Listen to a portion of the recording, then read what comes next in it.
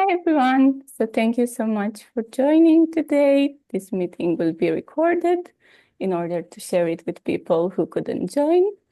So I want to start by thanking Barbara, our amazing registered dietitian, for being here and also for all the knowledge you shared with us throughout the years at Challenge 22. So could you please start by telling us a bit about yourself and about your experience as a dietitian and also as a vegan in general? So my name is Barbara, and I'm the dietitian. I've been working for about 40 years as a registered dietitian. Um, I've worked in the hospital setting, but most of my experience is as a renal dietitian working with people with kidney disease. But I became vegetarian when I was 16, and it was about 13 or 14 years ago when I realized that there was also cruelty in the dairy and egg industry. And once I realized that, those foods were off my plate as well. And so I've been vegan for about 13 years. And luckily, I met people at the challenge at some kind of expo that was going on close to where I live, and I became involved first as a mentor and then as a dietitian.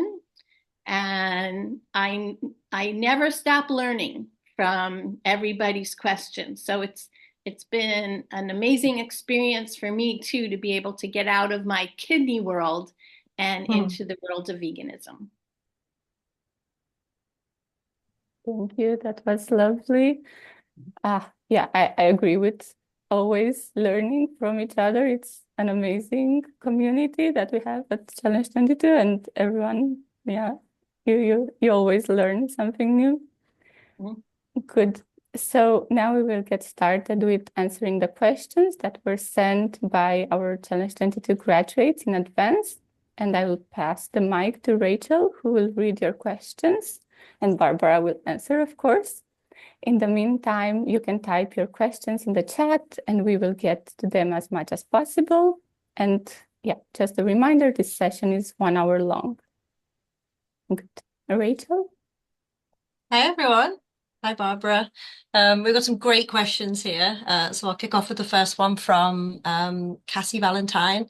Cassie would like to know which vegan foods are the highest in calcium.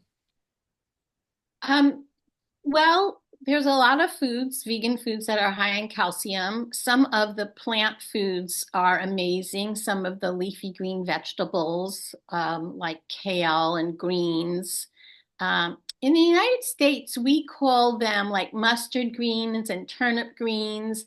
I think I've learned from my European counterparts. Do you call them spring greens? Like if I S- say mustard greens or turnip greens. Do you know what that is? Or do you just call them spring greens? Um, I think do we call them spring onions? Is that the same thing? Spring greens. Let me just Google. In any case, those are very good sources, as are plant milks that have been fortified with calcium. Here they sell juices that are fortified with calcium. And of course, calcium set tofu is a good source, and soybeans and beans are good sources.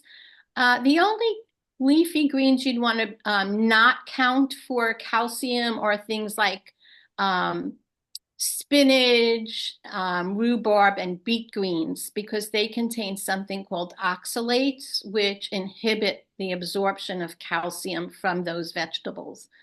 But otherwise, the other greens that I mentioned are good sources. Amazing. I had no idea about the spinach. I'm learning something already. Um, Yay! the next question is from Amanda. And Amanda would love to ask, which foods are high in protein but low in carbohydrates? And she says, thank you. So foods like soybeans, tofu, edamame, tempeh, and then also seitan.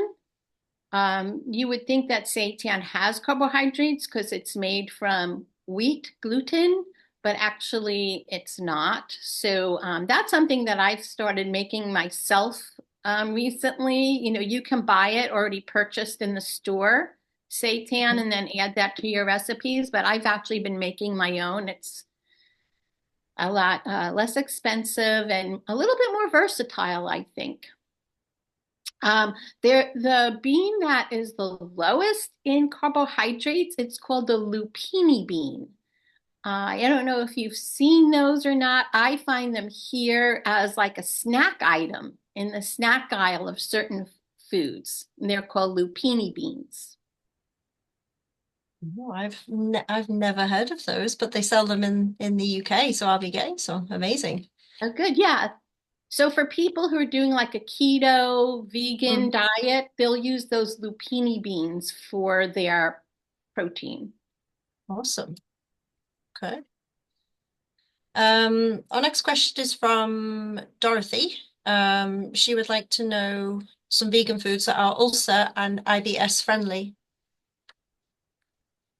So this is a trick question. Not really. You know, IBS is very individual. So really what I recommend the most, if it's possible, is to work with a registered dietitian who specializes in IBS, because people with IBS often do something called the low FODMAP diet. FODMAPs are fermentable carbohydrates that are in actually a lot of foods. Um, for most, or I wouldn't say for most of us, but for many of us, they don't cause any problems at all. But for many people, especially with IBS, they seem to be sensitive to these foods. What I recommend doing, there's a dietitian called Ginny Messina, and she has a website called the Vegan RD, and she has a vegan low FODMAP list on her website. And then there's another dietitian called the Diarrhea Dietitian, and another one called Kate Scarlatta.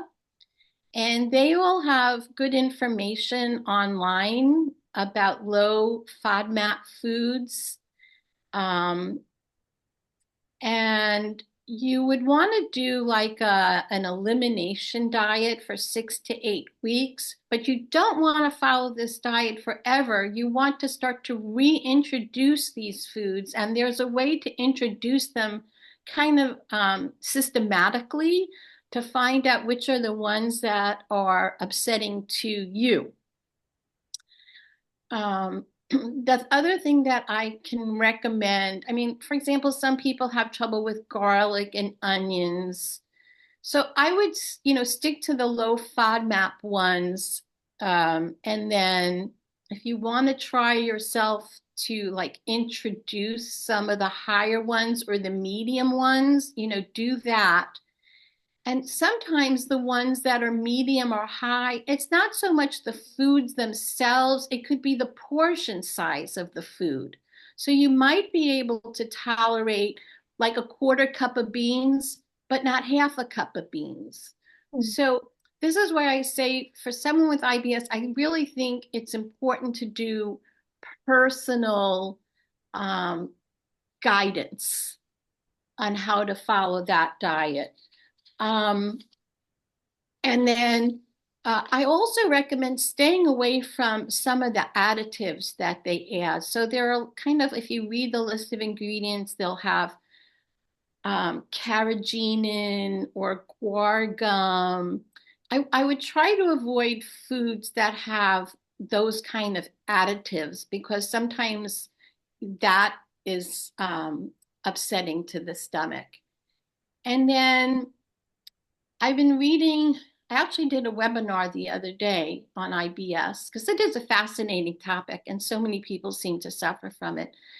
If you look at, like, for example, the Diarrhea Dietitian's website, there's these different carbohydrates what makes up the word FODMAP, and I'm not going to pronounce all of them.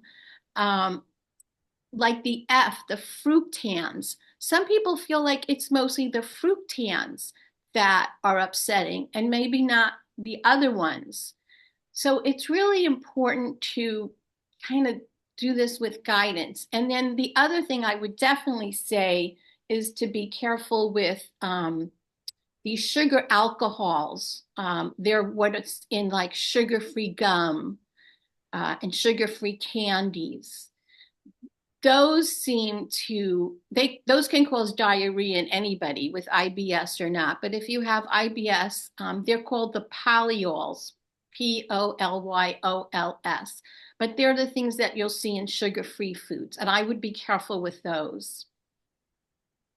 I would try to get as many, as much of the low FODMAP, foods as possible that you can. And again, being careful with the portion size. So even if something says low, it's the reason why we need a good variety of foods and not just to depend on any one food in particular, because it could be the serving size. And of course, you'd want to be careful with things like if you're doing a vegan diet, you're anyway not having lactose, but lactose, which is milk sugar that's in milk and ice cream and cheese, you'd want to avoid those. And I hope that wasn't a really long way of telling you I can't tell you what to do, but that it's really important to work with somebody and look at those websites because that will give you a lot of information. And there's the university, I think it's in Canada, it could be Australia. It's called Monash University, Monash. They kind of started this whole low FODMAP diet. But again, it's not to be followed forever. You want to just use it as like an elimination phase and then rework those foods into your diet. Maybe keep a food journal and see which ones are upsetting to you. But do avoid the additives and the sugar alcohols, the sugar-free substitutes. So interesting. Thank you for all those amazing resources. Is that the same sort of information and guidance for ulcers? Dorothy wanted to know about ulcers as well. No, so ulcers are commonly caused by a bacteria called H. pylori. So basically ulcers, if you test for that H. pylori positive, you would take an antibiotic. And then they also give a round of treatment with acid reducing medication. So, they used to think that, there were foods that caused ulcer, but now we really believe it's due to a bacteria. So you would want to eat like anti-inflammatory foods like berries and leafy green vegetables, kind of to help with that, with the healing, and then foods like berries and cherries.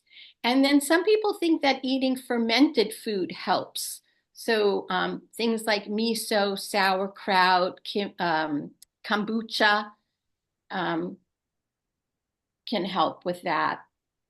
And then if you have an ulcer, we usually say to avoid coffee, spicy foods, chocolate, alcohol, and caffeine as well. And I mentioned kombucha because it's fermented. But when you're looking for at kombucha, you want to make sure that it's not pasteurized or heated because that's going to kill the bacteria. So you want a fresh one. Same thing with sauerkraut. Same thing with sauerkraut. Here we can buy sauerkraut in the can. That might not necessarily have the live cultures. So you want to get one that specifically says it has live cultures. Awesome. I've noticed kombucha popping up in quite a few places I've been to, and it's really delicious. So fermented foods are brilliant. Yeah. And as a dietitian, I have to say, not to, concentrate on the sugary ones. Yeah. Because a lot of the kombucha tastes delicious because they add a lot of sugar. So. Oh, yeah. It's always like rhubarb and pineapple flavor or something. So that's not as good as just, right. Okay. Thank you for that. That was amazing. We have a similar question from Sharona. She has a question. How can she manage a vegan low FODMAP diet with very little time for food prep? She has a lot of responsibilities and hardly any time in the kitchen. She was really happy being vegan for 9 to 10 years, but unfortunately lost some focus and slid away to a vegetarian diet. She doesn't feel good at the moment, has a lot of joint pains and tendonitis and IBS. Is there anything we can help Sharon with? Sharona, sorry. Well, I think that I just covered a lot of that Mhm. in my previous statement. And, with the tendon pain and things like that, try to get, foods that help fight inflammation. And, I mentioned some of those, as well as foods with omega-3s in them. So things like ground flaxseed meal, chia seed. You can add flaxseed oil to things like your oatmeal. And then I'm forgetting one, walnuts. So I would, try to eat foods that are anti-inflammatory. And I know she's having problems, with meal prep and all that. I would take a look at some of those websites that I just mentioned because they might have, meal planning ideas. And then I was going to mention one thing. Oh, you know what? With the IBS in this webinar that I just listened to, it was interesting that they talked about some of the enzymes that you can try taking when you're eating that might help with that. The only problem is, you kind of need the right enzyme for, whatever food it is that's bothering you. Some people try Beano. You might have a different name for it in Europe. Something that people take because they can't digest beans, or do you have something like that? I don't know. It's like a supplement. Yeah, something it could either be, here we have drops or pills that you would take Yeah, when you're, Bean Digest, it's called. I can see yeah. something like that. Yeah, I had no idea that was a thing. Wow. Yeah. And actually I think the webinar that I was watching, they have something called Fodzyme, FODZYME. And I'm actually waiting for some free samples of that to see how that might help some of the people I work with who have that. So that's another option, is looking at some kind of enzymes to help with digestion for the IBS. Other things, I know it's really hard when you're busy. If there is a day when you are cooking, try to double up so that you have leftovers for other days. If you have a slow cooker, see if you can dump everything that in the morning so that when you come home, you have food that's already cooked. I'm not embarrassed to buy things that are already cut up ahead of time, because really peeling and chopping, I think, is what takes the most time in vegan cooking.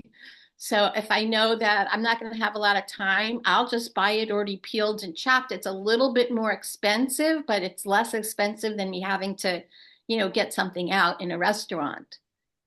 Yeah, or frozen veggies generally tend Oh, to come exactly. prepped like that, Frozen don't they? veggies. Yeah. Yeah. Frozen veggies, absolutely. Nothing wrong with frozen veggies. And obviously, Sharona's welcome to join another challenge group because our mentors will have lots of ideas for quick and easy meals Mm-hmm. for our needs. So come back and join a group whenever you like. Thank you for that. That was amazing. We have a question from Jill Galvin. She wants to know how to control diverticulitis on a plant-based diet, and also how to increase iron and vitamin D. So with the diverticulitis, I'm going to make an assumption that you're not having a flare up right now. The flare up is when you're having really a lot of pain. It's often treated with antibiotics. If you're having like a lot of pain right now, if you're in the midst of a flare-up, then you want to have a very bland diet. Sometimes they'll say just do liquids for now.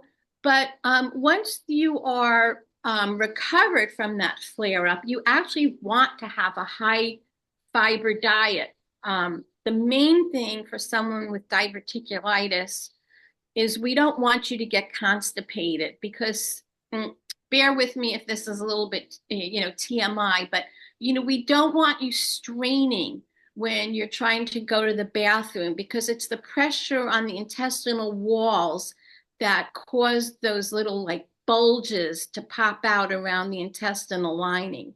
So we don't want you to have to strain.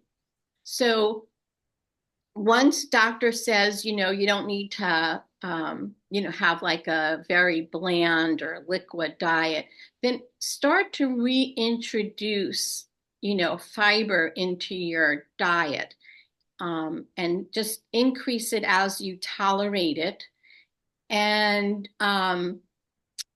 old school was they would tell you not to have nuts and seeds and popcorn and things like that, thinking that those little seeds could get caught into those pockets that have formed along the intestinal wall.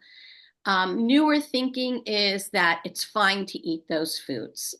So the main thing is to don't get constipated. That's the main thing. And then for iron, was that one of the questions? Iron and vitamin D. Yeah.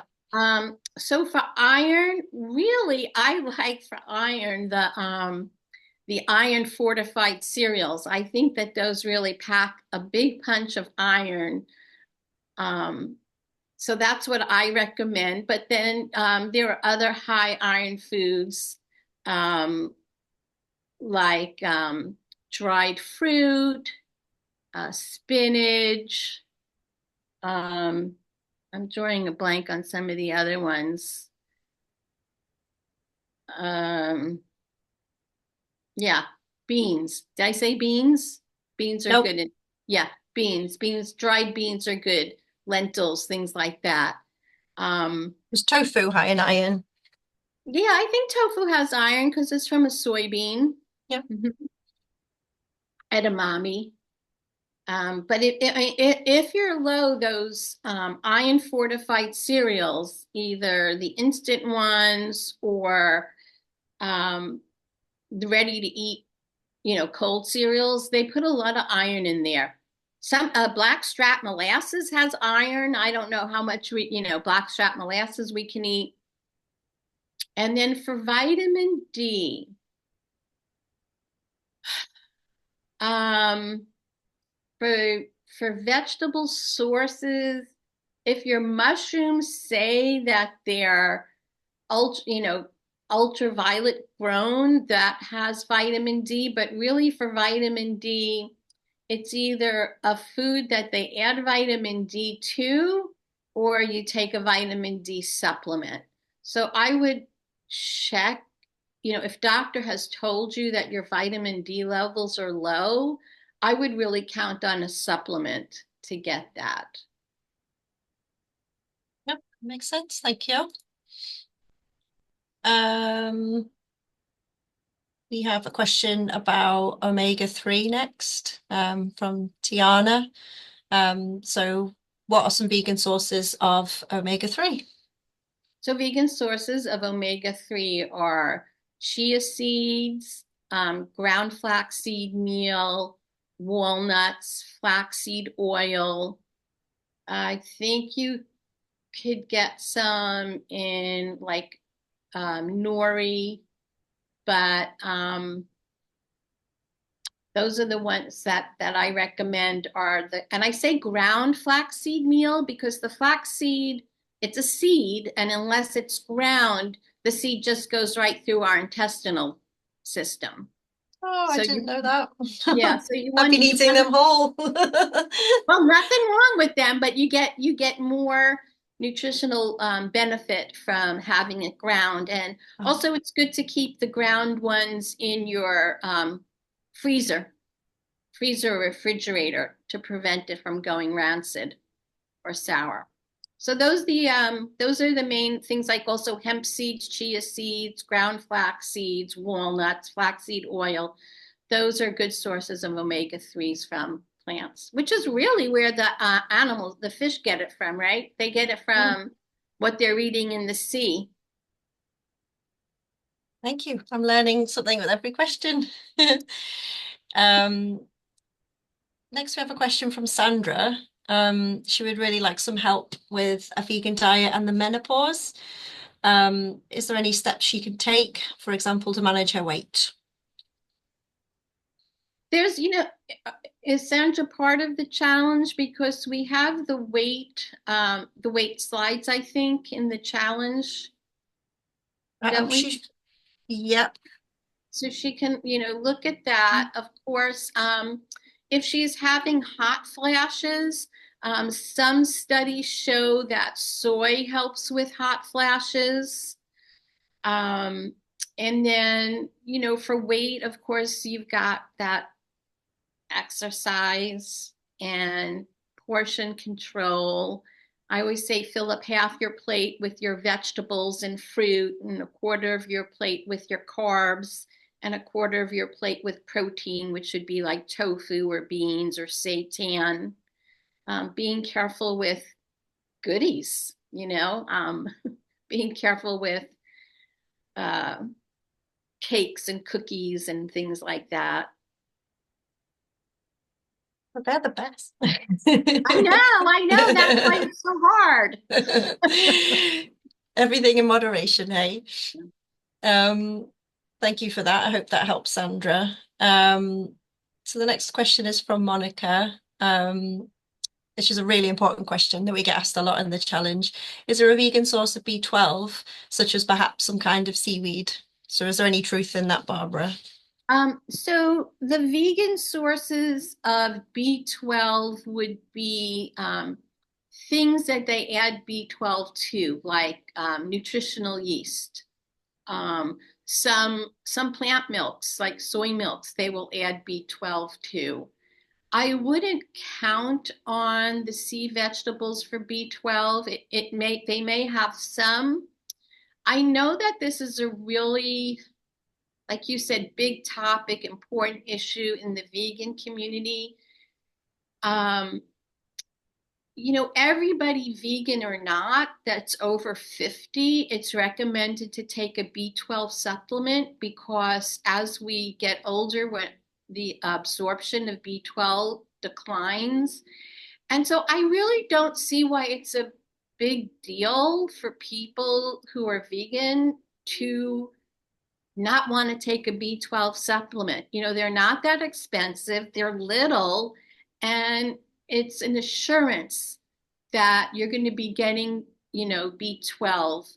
And we don't want people to become vegan and then stop being vegan because they're not feeling well, or they have, not having B12 over a long period of time can affect, nerve damage and memory. So I just say take a B12, supplement. If you want, take 1,000 micrograms. It's only 2 or 3 times a week. And the best absorbed are the chewable or the drops that you put under your tongue. It's really not like a big deal, and it's not that expensive.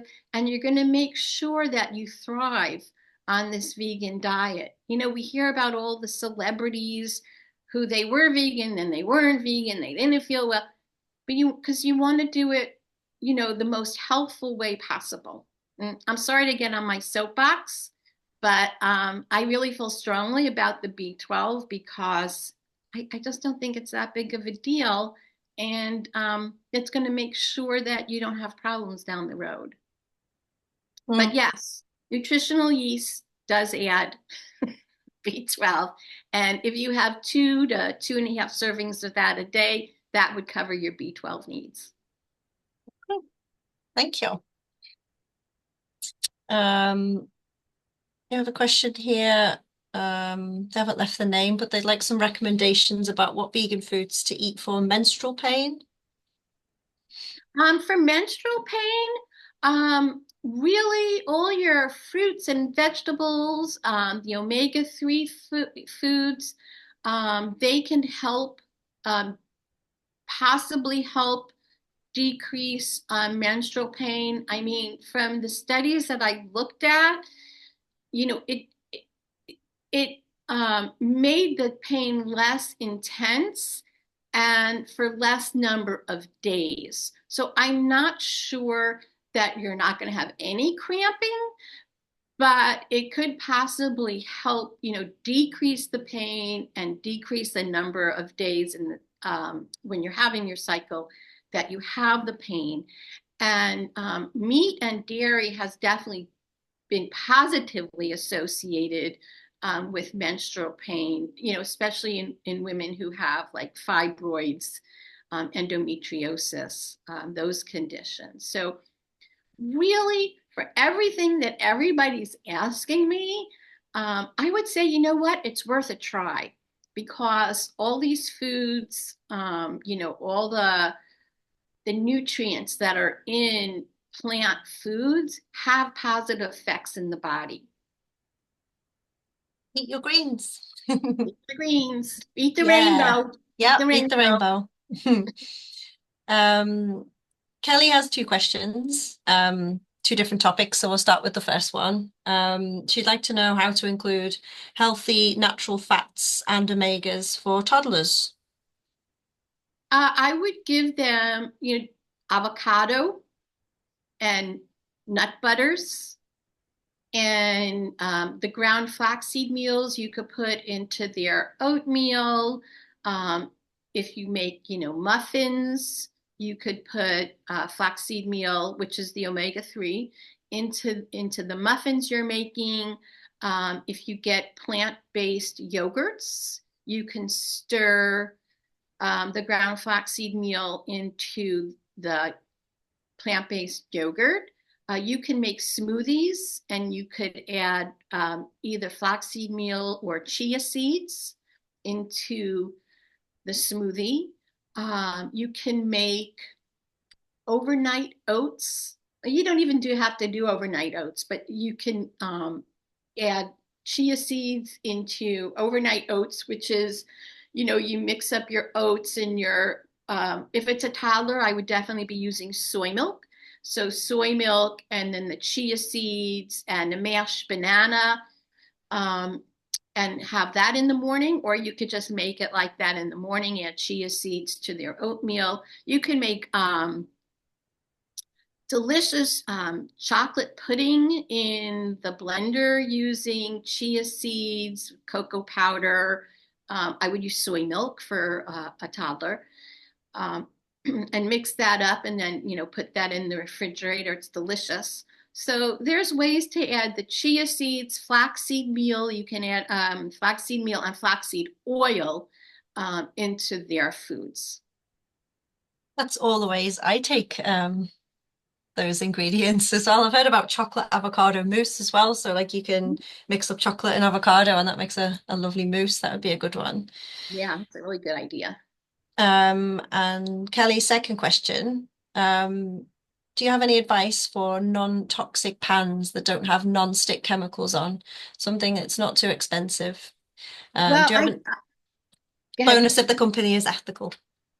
Yeah, that I can't tell you about the ethics of the company, but I would look for pans that say that they're PFOS free. And then, really good ideas are like an iron skillet or, stainless steel pans. And with the stainless steel, you have to get it really hot before, you put your food on it to make it not stick.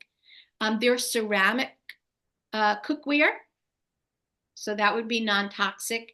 And then the non-toxic, non-stick ones that I've heard were good. I think there's one called Green Pan Oh, I've heard of those. Yeah. Yeah.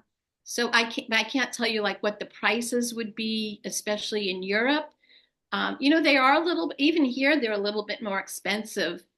I won't say a little bit. They are more expensive. They last longer though. Like you get 10 years out of them instead of 5. So yeah. Yeah, exactly. And then again, the iron skillets here are pretty inexpensive. I think I paid $10 for mine, Mm. and I use it almost every day for years already. Just the main thing with the cast iron skillet is the whole seasoning thing where you Yeah. have to I think when you're cooking meat in it, the fat in the meat kind of seasons the skillet. But for those of us who are just, who aren't using that, we have to season ourselves. So after I wash it. You heat it up, to get out all the water, and then I just put a few drops of uh, like a vegetable oil or something. I don't want to use my expensive olive oil, but I'll use some, what do I have? Canola oil, and I'll just spread that around the pan, and then it's ready to go the next time I'm going to use it. Nice. That's brilliant. I hope that answers your question, Kelly. We have a question from A. They would like some good resources for vegan sports nutrition. Okay, so the vegan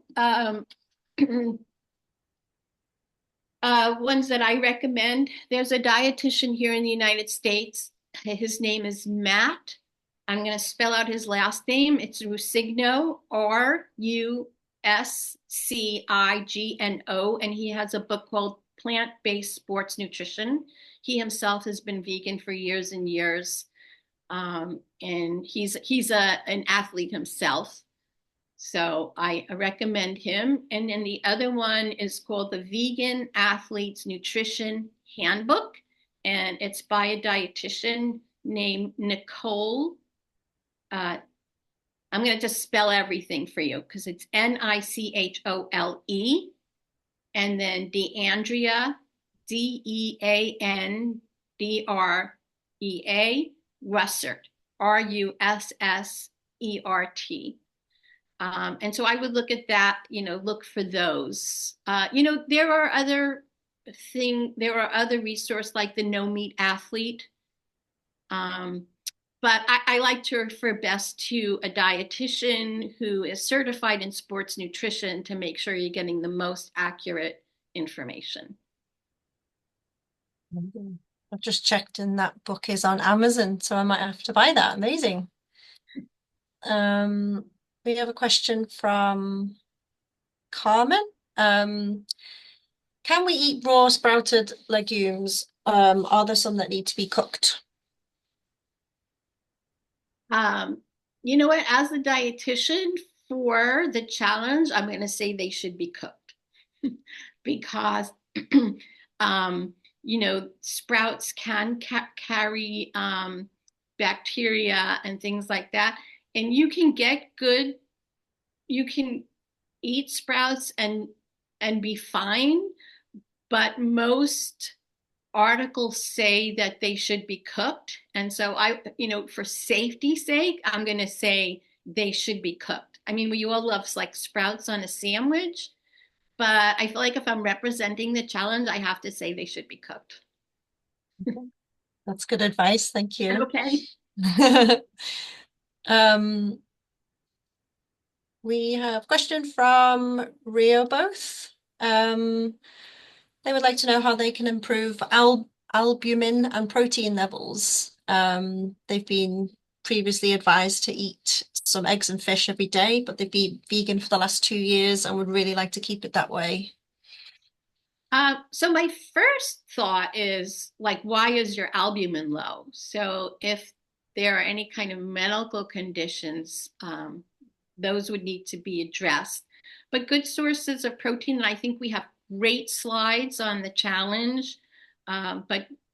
So look at those, but I just off the top of my head, of course, good protein sources are your beans, legumes like lentils, soy and soy products, seitan that I mentioned before. And then you don't have to worry about combining your foods. Back in the day, we were told we have to combine like our rice and our beans to get a complete protein. Now we understand that our body has a pool of the building blocks of protein, which are called amino acids, and we store those throughout the day. So as long as you're having a well-varied diet, you're okay.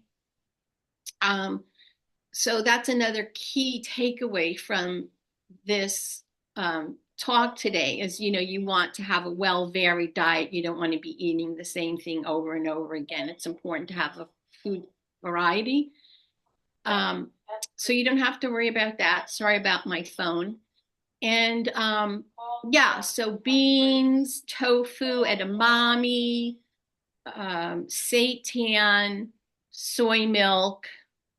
Did I miss any of the important ones? Would you recommend any protein powders? Are they a good way to Thank you. boost anything? Yes. Yeah. If you're concerned, you can get a vegan protein powder. Thank you. Yes. There's lots of choices of those. You can ask in the challenge if you want any recommendations, because a lot of people use those, so we'll definitely have some suggestions for you. We have a question from Ula. She would like to know what to eat when in the postpartum period to cover all of her nutritional needs. Well, in the postpartum, I'm not sure if you're nursing or not. So if you're nursing, you want to continue taking your prenatal vitamin. Make sure you're getting those extra calories that you need to produce milk. And then, you always want to take your extra vitamin B12. And sometimes when you're postpartum, like you're really tired because you're getting up with that baby during the night and then you're feeding all during the day. So just make sure, if you have to even set your clock to go off to remind yourself that you need to feed yourself too and not just baby. Again, if you're nursing, you need those extra calories. So snack on things like trail mix, nuts, roasted chickpeas. Even a peanut butter and jelly sandwich is going to give you those extra calories to help produce milk. And then if you're not nursing, then just follow the guidelines that we have in the challenge. You want to eat a variety of fruits and vegetables and healthy fats, adequate protein, get enough rest if you're postpartum for sure. Ask your doctor, should you continue taking your your prenatal vitamin, or, if you don't need it anymore. I hope those suggestions help, but it's really just going back to a variety in your diet, eating lots of fruits and vegetables and making sure you're getting your protein and healthy fats. That's great advice. Barbara, we have a question from Barbara. I'm interested in learning more of the foods I should eat. Barbara suffers from high blood pressure and inflammation, so I'd like some help. Okay, so for the high blood pressure, you're used to everybody saying, don't eat this, don't eat that. Really, what's important with blood pressure is getting enough fruits and vegetables that are high in potassium and magnesium. So foods that are high in potassium are like oranges, orange juice, avocado, bananas, green leafy vegetables, things like mango, if you can get it. They sell nice mango, frozen. Again, there's nothing wrong with frozen fruits, and you can add those to smoothies. And then beans are a really good source. And these foods are also good sources of magnesium. So you want to make sure that you're getting lots of fruits and vegetables and beans because you want that potassium, magnesium. And then, yes, be careful with high sodium foods or processed foods. Basically, I think that a lot of the salt we get in our diet is from processed foods. So you might be careful with, some of the processed meats, meaning vegan meats, of course, and vegan cheeses. Check labels of different ones and see which ones are lower in sodium than other ones, and make sure you're comparing the same serving size too. If you're, 1 ounce to 1 ounce or 2 tablespoons to 2 tablespoons, and look for the lower ones. And then, be careful with alcohol. Some of the guidelines were to limit it to 1 alcohol serving a day, but with the recent findings that alcohol increases the risk for cancer, I would just say just limit your alcohol in general. And, don't forget about exercise. Exercise is very important in controlling blood pressure. If you are carrying extra weight, try to reduce the weight if possible. Again, by having that whole foods, plant-based diet, and exercising and being careful with goodies. So I hope that helps your question. And if there's any other questions about it, put it in the link.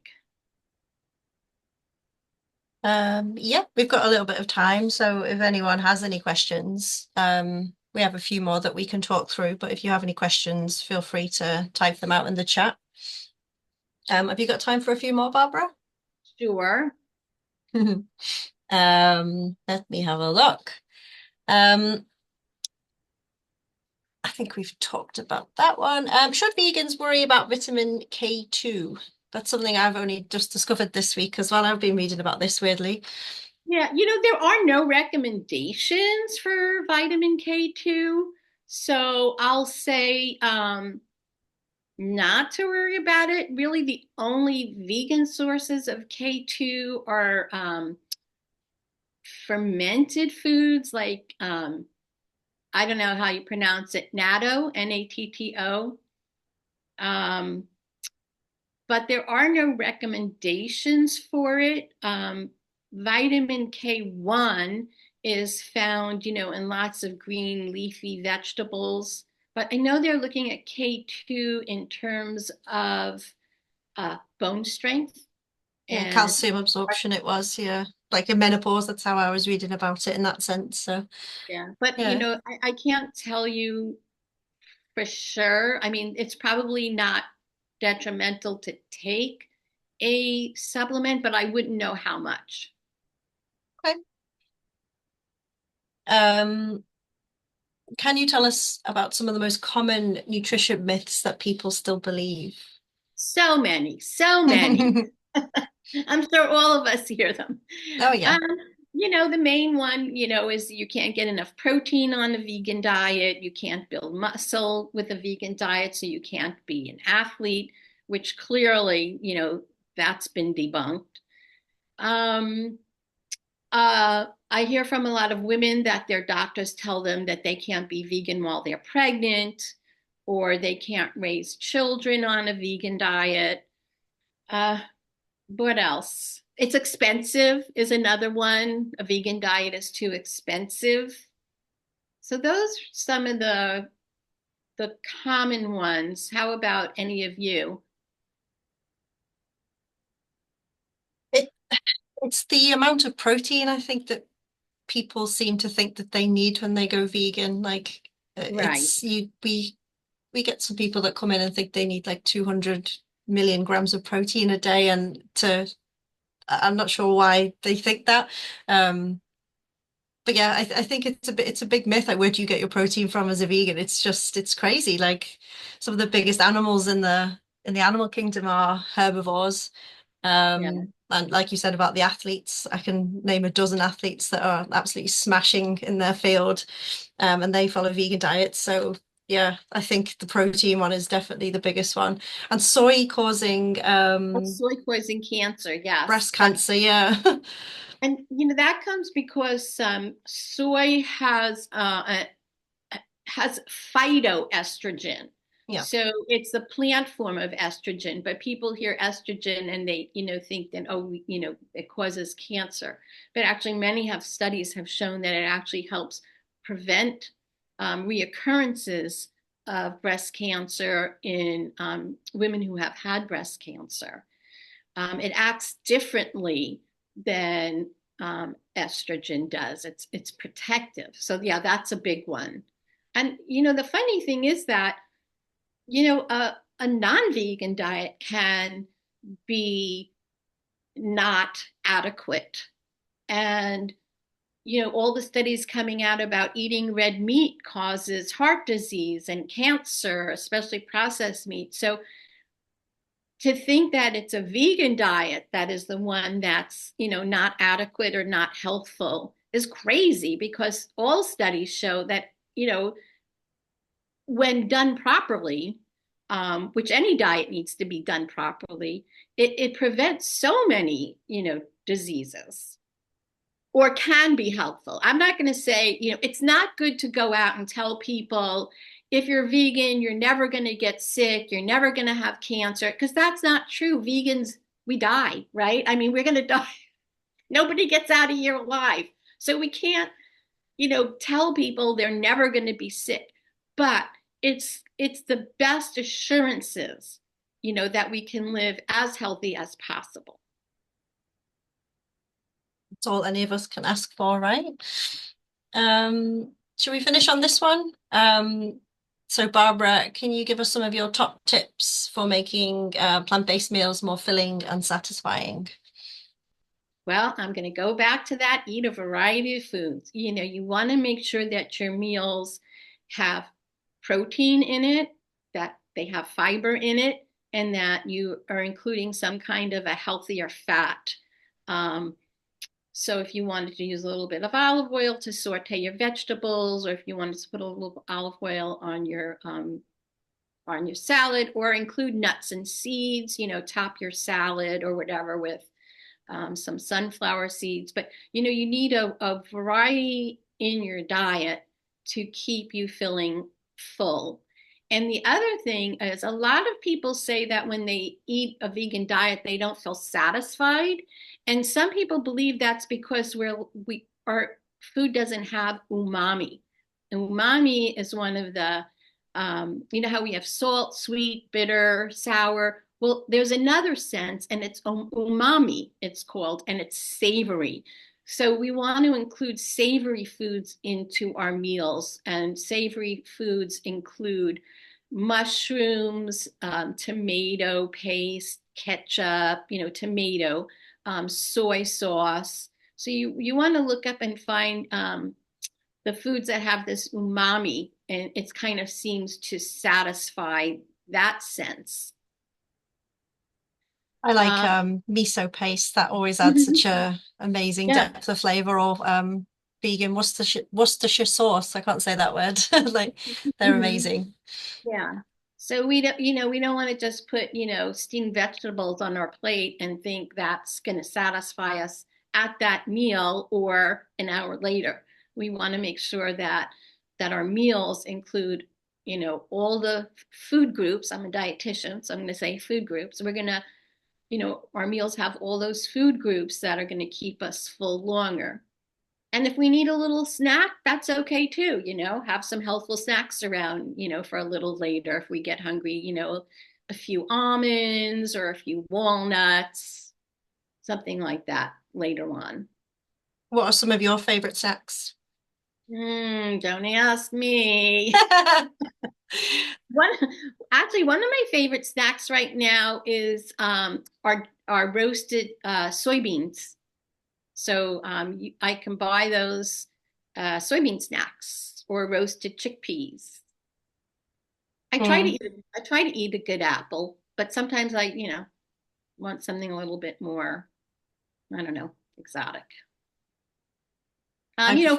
Hummus with carrots, or some hummus on a piece of whole grain bread, something like that. I like edamames just with a touch of sea salt. I could Exactly. buckets of those. They're delicious. Yeah, exactly. That's what I'm into these days. Um, is there any questions in the chat? Does anyone have any questions for Barbara? I'm trying to think if I remember I saw one about Hashimoto's disease. Yep. Um, Yeah. so with the Hashimoto's disease, I wasn't sure if they were asking if they could do a vegan diet to control it or they could do a vegan diet. So, with Hashimoto's, you're going to need to take your medication. And then to take your medication and then make sure you take it on an empty stomach. You don't want to eat, say, within an hour or so of taking your medication because it will affect its absorption into the system. There's a lot of things that say, we shouldn't eat soy, or there are certain vegetables like cruciferous vegetables that you shouldn't eat. You can eat those things, just don't take them near your medication. Okay. And make sure you have enough iodine. So, using iodized salt or having a little seaweed or something like that. Okay. We did have one question about do you have any suggestions for good foods for people with candida? So for candida, there were the candida diets and things like that, and they would say not to eat sugar. I would not do a restrictive diet for candida, but I would say, be careful with foods with sugar, and be careful with, like processed foods. But you want to eat foods that are going to help boost your immune system. So, things like berries and green leafy vegetables and cherries and basically, all your fruits and vegetables and your omega-3s, they're all going to help boost your immune system. So I would just say to be careful with, the sugary foods. And I could tell that to anybody, whether they have candida or not, right? That makes sense. I think this is all the time we had Yeah. today, but it was so good, and I feel like I learned a lot. So thank you so much, Barbara, for this session, and also Rachel for addressing all the questions. And thanks everyone for being here or for watching this recording. And I hope you got some valuable insights from this. And yeah, I hope I will see you next time really soon. Thanks, Thank you so Barbara. much for Thank you. organizing this, everybody. Have a nice day, everyone. Bye. Take care. Bye. Bye-bye.